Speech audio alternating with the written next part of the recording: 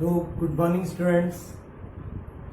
Today, in class 9 physics, the chapter force and laws of motion. इस chapter के बारे में हम आपसे कुछ चर्चा करेंगे. Now, first of thing, what is force? सबसे पहला हमारा पॉइंट आता है फोर्स क्या है भाई. What is force? तो फोर्स के बारे में जब भी हम बताते हैं तो हम बोल देते हैं force a push and pull is called force.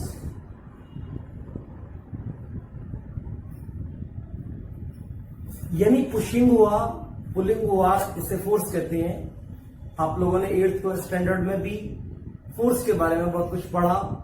यहां भी पढ़ रहे हैं, वहां भी पढ़ा. अब push and pull is called force, और यहां भी पढ़ रहे हैं push and pull is called force.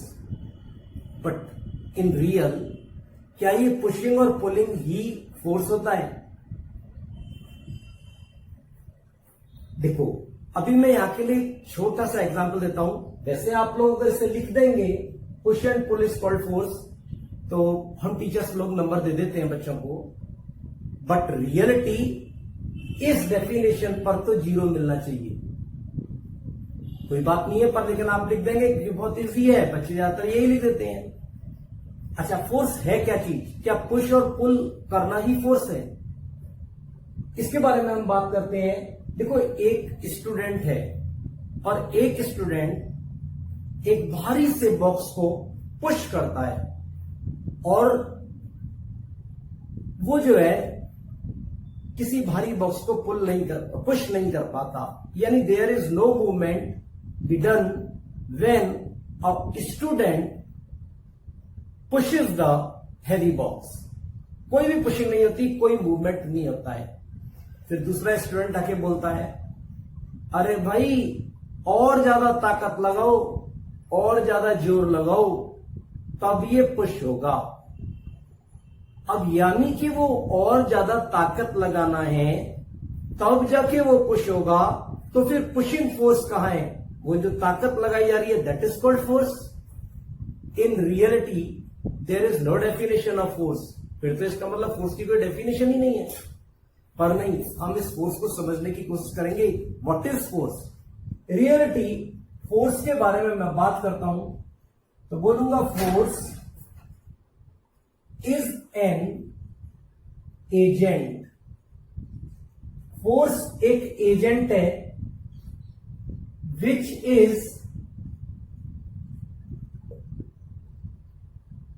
Is capable of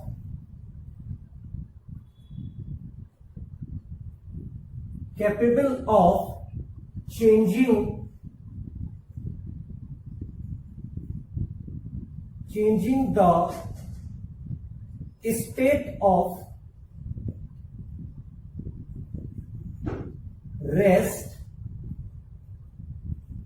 or motion of the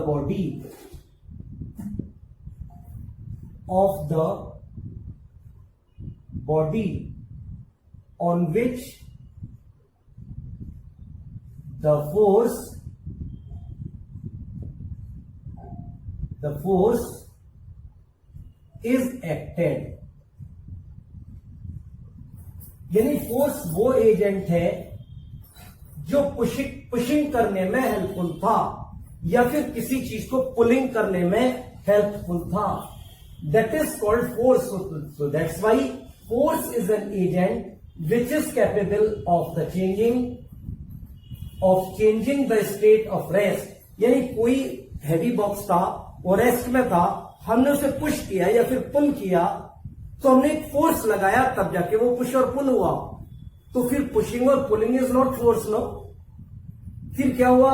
ये तो फोर्स लगाने पर ये एक्ट हो रहा है कि वो या तो पुश हो रहा है या फिर वो पुल हो रहा है. सो that's Y force is an agent which is capable of changing the state of rest. Rest की पोजीशन को चेंज कर देता है या फिर मोशन की पोजीशन को चेंज कर देता है. of the body on which the force is acted. इसका मतलब अभी हमने फोर्स के बारे में बात करा, तो force is an physical, so that's why we can say force is the physical quantity. एक फिजिकल क्वांटिटी है फोर्स.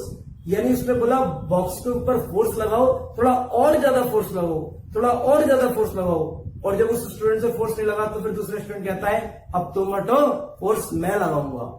फिर दूसरे स्टूडेंट जैसे ही फोर्स लगाता है तो वो पुश हो जाता है, हैवी बॉक्स पुश हो जाता है. सो दैट्स वाई कोई क्वांटिटी तो है जो कि उस सेकेंड स्टूडेंट ने ज्यादा फोर्स लगाया, that is called physical quantity, ताकि उसके अंदर एक मोशन क्रिएट हुआ.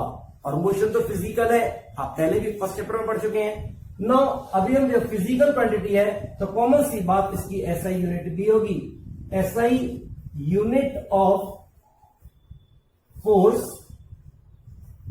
Is Newton.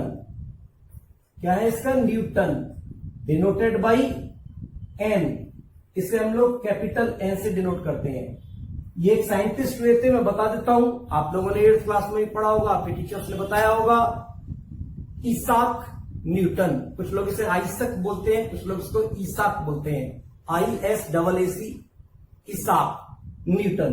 न्यूटन साइंटिस्ट को ऑनर देने के लिए इसकी एसआई यूनिट न्यूटन बता दी.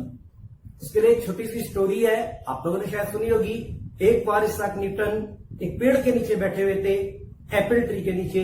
जब एप्पल ऊपर से नीचे गिरा उनके ऊपर, तो उन्होंने यहां सोचना स्टार्ट किया कि आखिर एप्पल नीचे क्यों गिरा, ऊपर क्यों नहीं गया. फिर काफी स्टडी के बाद, काफी सोच करने के बाद उन्होंने ये बात बताया कि एक there is a gravitational force, एक ग्रेविटी है जिसके कारण वो नीचे की तरफ ही गिर रहा है, ऊपर की तरफ नहीं. नेक्स्ट चैप्टर में हम इसके बारे में भी बताएंगे. पर फिलहाल फोर्सेस कितने तरीके के हैं? अरे भाई फोर्स अभी बताया, ग्रेविटेशनल फोर्स, फिर फ्रिक्शनल फोर्स आप पहले पढ़ के आ चुके हैं 8th क्लास में. Contact force, non contact force, दो प्रकार के फोर्स हो गए. लेकिन हम यहां पढ़ेंगे 2 टाइप्स ऑफ फोर्सेस, एक बैलेंस्ड और एक अनबैलेंस्ड. अब उसके बारे में पढ़ें, उससे पहले हम आपको बात करेंगे इफेक्ट्स ऑफ फोर्स. फोर्स के इफेक्ट्स क्या होते हैं भाई? फोर्स के मेनली 5 इफेक्ट्स हैं. क्या क्या इफेक्ट्स है भाई? मैं 5 पॉइंट्स नोट कर लेता हूं. 5 पॉइंट्स नोट कर लेता हूं. कौन से 5 पॉइंट्स हैं? यहां पर है force can move the stationary body.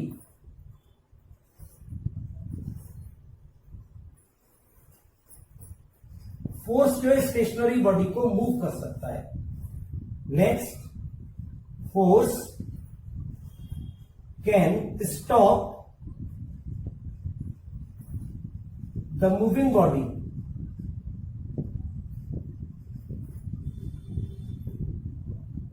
Force can change the speed of moving body.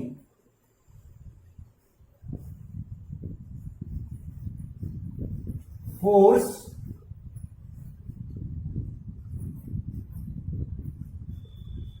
can change the direction of moving body.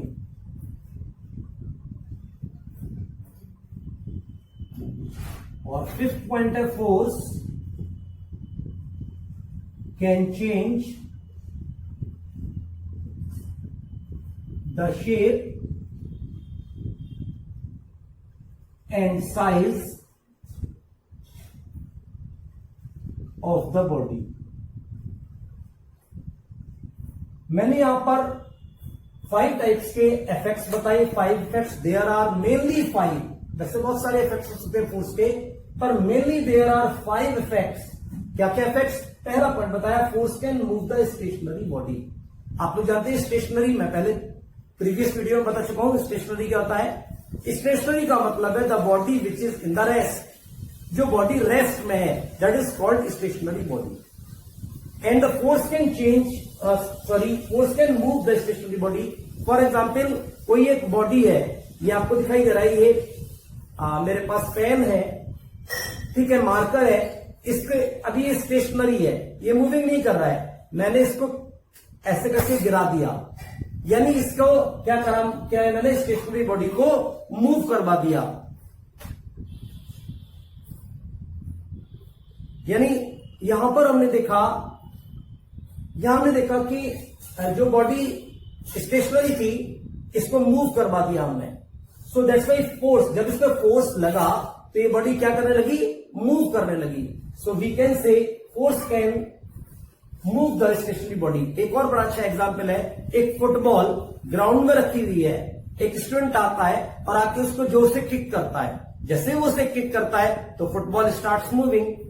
अच्छा, एक और दूसरा एग्जांपल, बहुत छोटे बच्चों वाला एग्जांपल देता हूं। एक टॉय कार है, टॉय कार फ्लोर पर पड़ी हुई है, फर्श पे पड़ी हुई है, रखी हुई है, सॉरी पड़ी हुई नहीं, रखी हुई है, और एक छोटा सा बच्चा आकर के उसको थोड़ा सा पुश करता है, यानी फोर्स लगाता है उस पर, और toy car starts moving. Car starts moving यानी फोर्स लगने पर स्टेशनरी बॉडी मूव कर जाती है। अब next point, force can stop the moving body. एक तेजी से बॉल आ रही है सामने से, एक स्टूडेंट से कैच कर लेता है, पकड़ लेता है, रोक लेता है, यानी मूविंग बॉडी जो थी उसको उसने रोक दिया। So that's why we can say force can stop the moving body, यानी जो बॉडी मूव कर रही थी उसको रोक लिया। कोई भी बॉल ऐसे करके फेंक रहा है, सामने से पकड़ा, उसको रोक दिया, यानी मूविंग बॉडी को उसने स्टॉप कर दिया। इस तरीके के एक ये एग्जाम्पल मैंने बता दिया, और भी बहुत सारे एग्जाम्पल्स हैं। जैसे कोई साइकिल चला करके लेके आ रहा है और किसी पीछे से किसी बच्चे ने आकर के उस साइकिल को, थोड़ा हैवी सा बच्चा है, उसमें ताकत हो, उसने पीछे से उसके कैरियर को पकड़ लिया और रोक लिया वहीं की वहीं, और वो मूव नहीं कर पाया, यानी मूविंग बॉडी को फोर्स स्टॉप कर सकता है। Next, force can change the speed of moving body. अभी फोर्स देखिए, अभी आप साइकिल चला के जा रहे हैं और सामने से हवा आने लग जाए तो क्या होगा, हमारी साइकिल की स्पीड कम हो जाएगी, यानी हवा का फोर्स लगा और साइकिल की स्पीड स्लो हो गई। चलो एक और दूसरा एग्जांपल देता हूं। अभी कोई बच्चा साइकिल चला के लेके जा रहा है, पीछे से कैरियर पकड़ लिया और अब हम उसे मूव नहीं करने दे रहे, थोड़ा तेजी से, लेकिन वो फिर भी अपनी ताकत से मूव कर रहा है, लेकिन पहले के बजाय उसकी स्पीड स्लो हो गई। एक और बहुत अच्छा एग्जांपल, हम ब्रेक लगाते हैं, साइकिल रुक जाती है, यानी वहां ब्रेक और रिंग के बीच में एक फ्रिक्शन फोर्स आता है, और वो फ्रिक्शन फोर्स क्या होता है, साइकिल की जो मूविंग है उसकी स्पीड को कम करता है। इवन दैट वो स्टॉप भी कर सकता है। तो force can change the speed of moving body. और तेज कैसे कर सकता है भाई, कोई बच्चा साइकिल चला रहा है, पीछे से उसको पुश करना स्टार्ट कर दो तो इसकी स्पीड और तेज हो जाएगी। तो यानी चेंज कर देगा स्पीड को, या तो इंक्रीज कर देगा या फिर डिक्रीज कर देगा। तो 3 पॉइंट शायद मैं समझता हूं अच्छी तरह समझ में आ गए होंगे। Next point, force can change the direction of moving body. बहुत अच्छा एग्जाम्पल है। अ बॉलर बॉल्स, बॉलिंग करता है, ए बॉलर बॉलिंग करता है, there is a bowling by the bowler. अब जब बॉल स्पीड से आती है बैट्समैन की तरफ, batsman hit the ball and change the direction, और उसके डायरेक्शन को चेंज कर देता है। दूसरा एक और बच्चा अच्छा example, in the game of badminton, shuttlecock is coming from one direction. When the other player hits the shuttlecock, it changes suddenly the direction. तो अपने डायरेक्शन को वो चेंज कर देता है। सो that's Y force can change the direction of moving body. अगर कोई भी चीज आ रही है ऐसे करके मूविंग करके आ रही है, हमने इधर से इसको हिट किया तो उसका डायरेक्शन अब इधर हो जाएगा। पहले वो इधर से आ रही थी, इधर से हिट किया, अब उसका डायरेक्शन इधर हो जाएगा। So that's why we can say force can change the direction of moving body. एक और बहुत अच्छा नेक्स्ट 5वां पॉइंट है, force can change the shape and size of the moving body. इसके लिए बड़ा अच्छा एग्जांपल है कि बैलून है हमारे पास, इन्फ्लेटेड है, फुला दिया है, उसको भरा हुआ है, हवा भरी हुई है इसके अंदर। अब हम उसे दोनों तरफ से प्रेस करते हैं, दोनों तरफ से प्रेस करेंगे तो क्या होगा भाई, दोनों तरफ से प्रेस करेंगे तो क्या होगा, उसका शेप चेंज हो जाएगा। क्या हो जाएगा, उस पर प्रेशर पड़ेगा, दोनों तरफ से शेप चेंज होगा और साइज और उसका साइज भी थोड़ा चेंज हो जाएगा. So that's why we can say force can change the shape and size of the body. जैसे एक रबर बैंड है, हमने उसे स्ट्रेच किया और ऑन स्ट्रेचिंग क्या होगा, फोर्स लगेगा और फोर्स लगने से क्या काम होगा, उसका शेप और साइज चेंज हो जाएगा. That's clear. मैं समझता हूं आपको ये पांचों इफेक्ट्स अच्छी तरह समझ आएंगे, समझ में आ गए होंगे. नेक्स्ट एक पॉइंट और बहुत अच्छा बताता हूं कि ये फोर्स मेनली क्या क्या किन किन कामों में आता है, यानी ये चेंजिंग करने में आता है. इफेक्ट्स तो आपने पढ़ी लिए. एक और पॉइंट पर बात करता हूं. ये जो एजेंट है वो क्या क्या काम करता है, पुशिंग करवाने में काम करता है, पुशिंग. एक और पुलिंग करवाने में भी काम करता है भाई, पुलिंग. और क्या काम करता है, लिफ्टिंग, LIFTING, लिफ्टिंग. कोई भी वेट है उसे ऐसे करके लिफ्ट कर दिया, उठा लिया, तो सूटकेस लिया, सूटकेस को उठा के ऊपर रख लिया, हाँ, तो क्या हो गया, लिफ्टिंग हो गया. लिफ्टिंग करेगा. नेक्स्ट स्ट्रेचिंग, STRETCHING, स्ट्रेचिंग करेगा. ट्विस्टिंग, TWISTING, ट्विस्टिंग करेगा. और प्रेसिंग करेगा, प्रेस, PRESSING. यानी ये फोर्स इन सब कामों में करने में लगाया जाएगा. So that's why we can not say pushing और पुलिंग इज कॉल्ड फोर्स. तो फिर फोर्स क्या है, फोर्स तो इन सारे कामों में, यानी pushing, pulling, lifting, stretching, twisting, pressing, सब में काम आ रहा है. सो that's Y force is an agent which is capable of changing the state of rest or motion of the body on which the force is acting. Now next topic, forces. Force is of two types. Force कितने तरीके के हैं, दो types के हैं. वैसे आपने बहुत सारे फोर्स पढ़े हैं, बहुत तरीके के फोर्सेस होते हैं, लेकिन मैं यहां पर दो तरीके के फोर्स बताऊंगा. एक बताऊंगा बैलेंस्ड फोर्स, बैलेंस्ड फोर्स, और एक बताऊंगा अनबैलेंस्ड फोर्स, अनबैलेंस्ड फोर्स. अब इसे देखो समझ लेते हैं थोड़ा सा अच्छे तरीके से. एक हमारे पास हैवी बॉक्स है, एक हैवी बॉक्स है, हैवी बॉक्स. इस बॉक्स के ऊपर इधर से हमने एक फोर्स लगाया. क्या लगाया, पुशिंग लगाया, पुश करा हमने. ठीक है, force of push, force of push. मैं लिख देता हूं इसको, फोर्स ऑफ पुश. तो इधर से क्या लग रहा था, इधर से लग रहा था force of friction, force of friction. Friction नीचे की तरफ इस पर लिख रहा है, एक नीचे की तरफ लग रहा है force, force of gravity, force of gravity. और एक ऊपर की तरफ लग रहा है इसका reaction, force of reaction, reaction. या फिर इसे बोल सकता हूं मैं अपवर्ड फोर्स, अपवर्ड फोर्स. अभी यहां पर क्या देखने को मिला कि इधर से सपोज मैंने देखा 5 न्यूटन का फोर्स लग रहा है, इधर से फिर क्या लग रहा है, फ्रिक्शन वाला, वो भी 5 न्यूटन का फोर्स लग रहा है. अगर 5 में से 5 को माइनस करूंगा तो कितना बचेगा, 0. अगर नीचे इधर देखा तो इधर भी सपोज करो 5 न्यूटन का फोर्स लग रहा है. ऊपर देखा तो वो कितना लग रहा है, वो भी 5 न्यूटन का फोर्स लग रहा है. 5 में से 5 माइनस हुआ, कितना बचा, फिर से 0. यही बचा ना. तो बोलेंगे हम if the resultant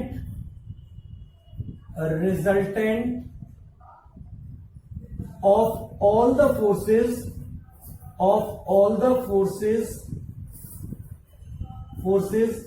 acted on the body is 0, यानी 0 ही तो लग रहा है ना फोर्स, is 0. तो जो रिजल्टेंट फोर्स जो लगा हमारे पास, if the resultant of all the forces acted on the body is 0, then it is called balanced force. इसे क्या बोलेंगे हम लोग? बैलेंस्ड फोर्स कहेंगे। बैलेंस्ड फोर्स, क्योंकि फोर्स हर तरफ से कैसा हो गया? बैलेंस हो गया। क्योंकि इधर भी 5 है, इधर भी 5, इधर भी 5, इधर भी 5 में 10 भी हो सकता है। ठीक है, ये आपको सोचना है। तो कोई भी जो भी फोर्स लग रहा है तो क्या हुआ? रिजल्टेंट क्या निकला? इधर से भी 0 निकला, इधर से भी 0 निकला, ऊपर नीचे सब तरफ 0 ही लगा। तो क्या बोलेंगे? रिजल्टेंट जो लगा सारे फोर्सेस का, जो फोर्स इसके ऊपर एक्ट हो रहे थे वो 0 है। सो that's why it is called balanced force. अच्छा, अब हम थोड़ा सा चेंज कर देते हैं। क्या चेंज कर दिया? ये यहां से मैंने जो फोर्स लगाया, यहां से ये लगा दिया। सपोज करिए मैंने 12 न्यूटन का फोर्स, इधर ये 5 न्यूटन ही है भाई, कोई बात नहीं, ये तो 0 रहेगा। लेकिन यहां 12 न्यूटन का, यहां 5 न्यूटन का फ्रिक्शन फोर्स लग रहा है। अब क्या हुआ? जब हमने माइनस करा 12 minus 5, then we get 7 newton. तो यानी अब की बार फोर्स कुछ चेंज आ रहा है। अब यानी 0 नहीं आ रहा, या 10 भी हो सकता है। अगर 10 कर दिया तो 5 आ जाएगा। यहां पर अगर मैंने 8 कर दिया तो 8 में से 5 गया तो 3 आ सकता है। कुछ भी आ सकता है, कोई भी वैल्यू आ सकती है। तो इसके लिए कैसे बोलेंगे? If the resultant of all the forces acted on the body is not 0। कुछ नहीं, बस इसमें यहां नॉट और बढ़ा दिया मैंने। is not zero, then it is called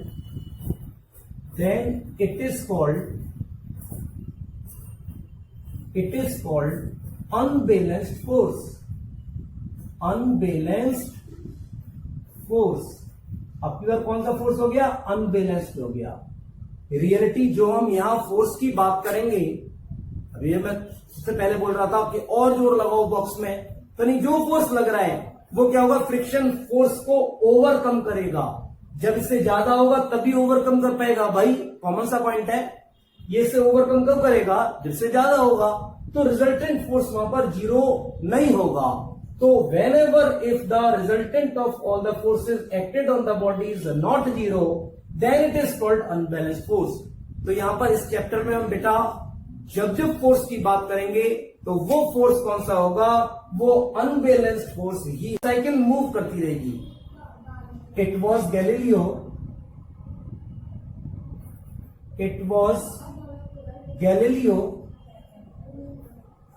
Galileo नाम के एक साइंटिस्ट थे। उन्होंने बोला if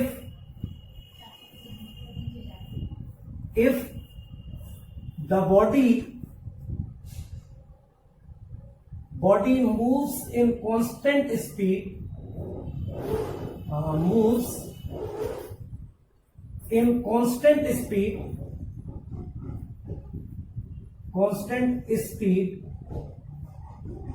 there is no unbalanced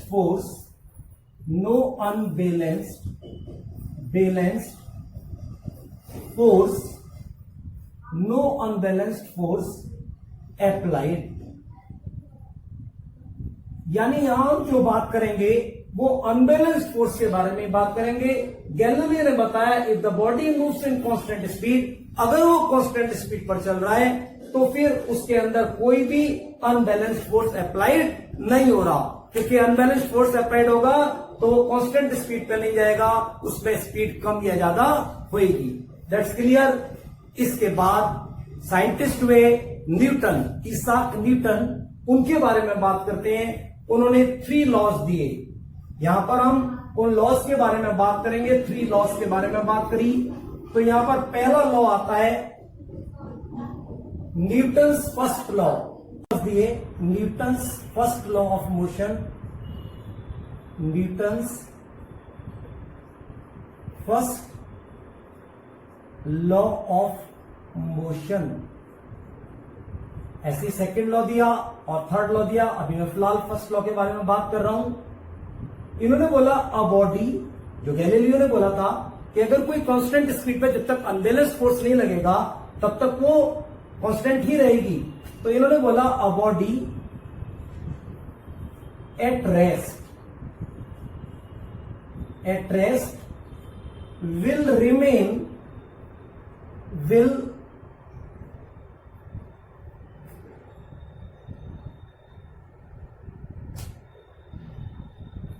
a body at rest will remain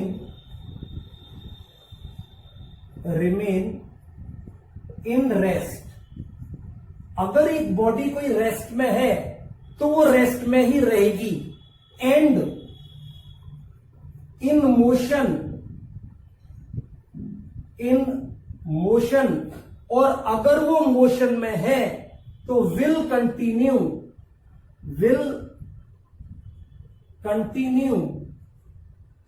in motion, will continue in motion, वो मोशन में कंटिन्यू रहेगी। Motion in a straight line,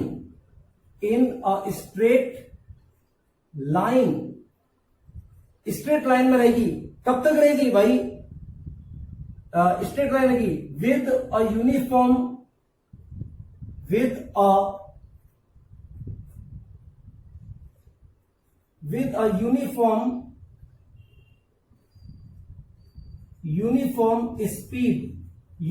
speed में रहेगी। कब तक रहेगी?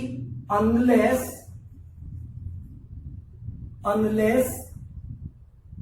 it is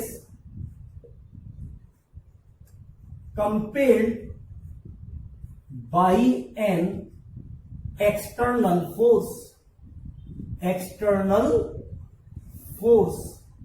न्यूटन ने बोला कि अगर कोई बॉडी रेस्ट में है तो हमेशा रेस्ट में ही रहेगी, और अगर मोशन में है तो स्ट्रेट लाइन में यूनिफॉर्म स्पीड में मोशन में रहेगी। कब तक रहेगी? Unless it is compelled bye an external force, जब तक कि इसके ऊपर कोई बाहरी फोर्स नहीं लगाया, यानी कोई अनबैलेंस्ड फोर्स नहीं लगाया जाए।